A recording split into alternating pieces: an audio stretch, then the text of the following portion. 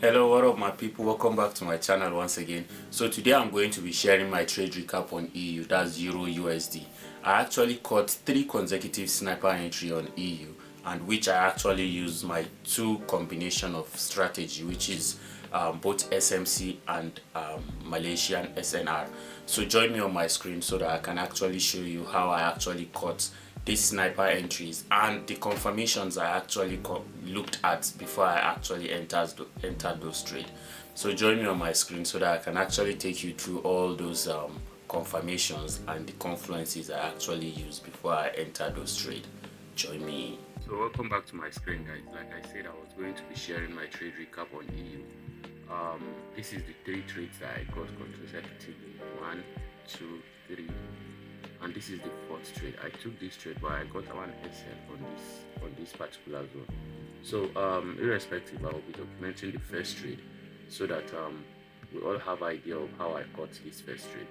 Now I would also be dropping a video that I actually did before this market actually played out. I will be dropping a video, so just watch it and see. Market.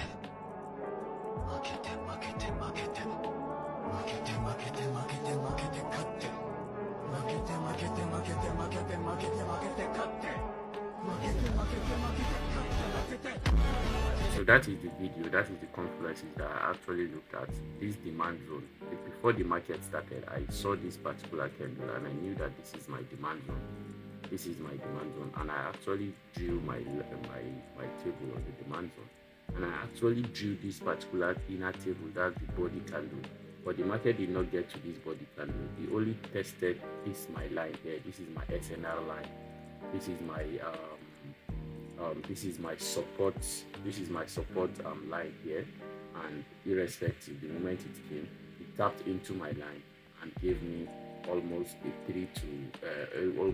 4-to-1 reward ratio, 4-to-1 RR.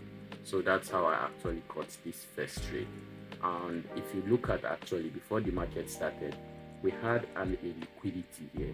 This liquidity is what confirmed this particular entry. Now, what are my confluences? My confluences are very simple.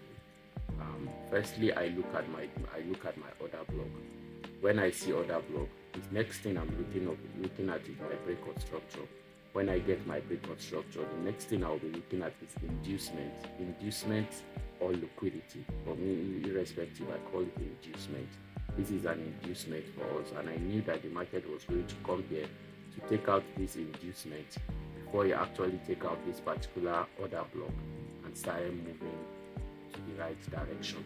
So that is how I actually caught this first trade, and I actually rallied that trade from this zone to this zone. That's it for first trade. Now the second trade.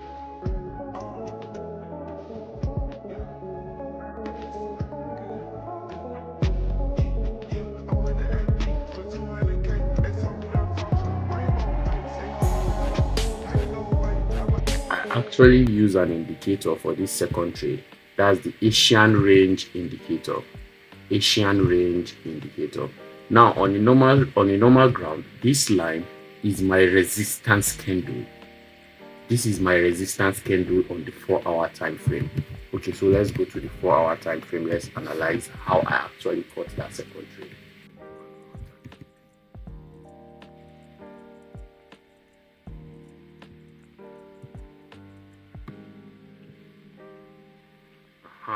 So on the 1-hour time frame, this is the first trade that I actually analyzed. I actually used 1-hour time frame to look at my overall direction, and I used 5 minutes time frame for my entry. Now, if you look at this is my open and close candle. Now, if we look at this open and close candle here, that is where I actually dropped my line, and this is where I actually used Malaysian SNR and the Asian range indicator to actually know where the resistance candle is. And this is my resistance here. I knew that this is my resistance. I knew that if the market comes into this particular line, it's going to bounce down. Knowing that that is my first confluence for Malaysian SNR.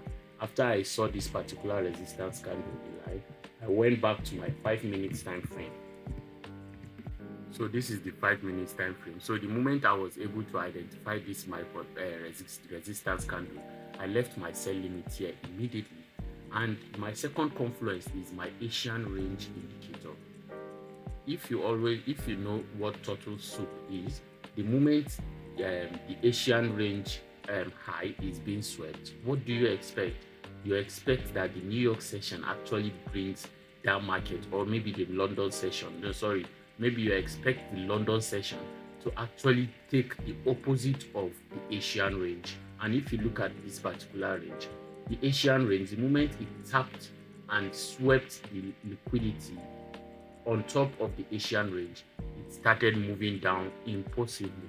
Started moving down with impulsive power, and it actually smashed my take profit. So this is a 6 to 1 reward ratio, and we actually rallied that trade from this particular zone here, from this zone here to this zone.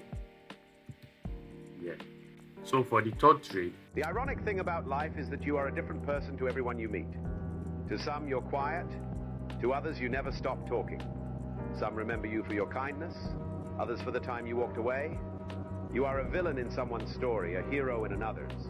I actually used Fibonacci retracement tool to actually signify the third trade. I used Fib level to actually catch this third trade here. This particular third trade, I use Fib level. So now if I'm using Fib level, where is my swing high and my swing low? My swing high will start from this particular high here. Sorry.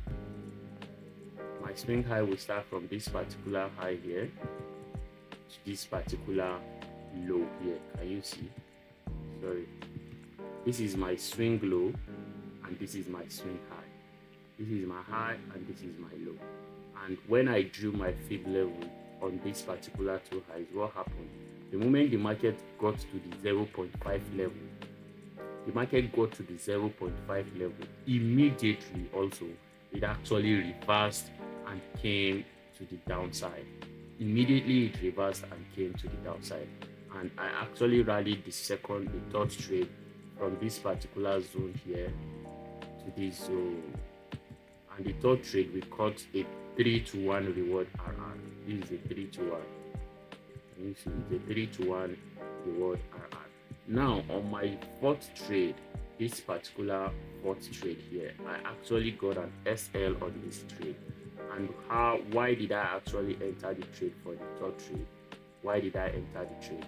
Okay, so this is at around 11 a.m. London time. That's the London session. I actually saw a demand zone here. This is the demand zone that I saw. This is the supply zone that I saw. This is the supply zone. Now let me explain why I entered this trade. Okay, so when we see this particular supply zone here, what do we expect? We expect that the market is going to tap into this particular supply zone and keep going down. But what happened? The demand zone failed. It failed. When it failed, I expected that it's now a failed order block. If it is now a failed order block, what happens? We are expecting that it's going to be a breaker block. So immediately it failed. What did I do? I actually saw another different demand zone here. This is our demand zone here. And if you look at the moment the market came in, it actually disrespected that zone. And what happened? The moment it came back, tapped into our breaker block, because any failed order block is a breaker block. And what did the market do? The moment it came, tapped into that particular failed order block, just give us a little reaction and still came to take people out. So that is how I lost this particular third trade, and it's actually resulted in an SL. So that is how I actually caught these 3 consecutive trades on EU with 1 SL. So thanks for watching my trade recap, and I'm gonna see you on the next one. Peace out.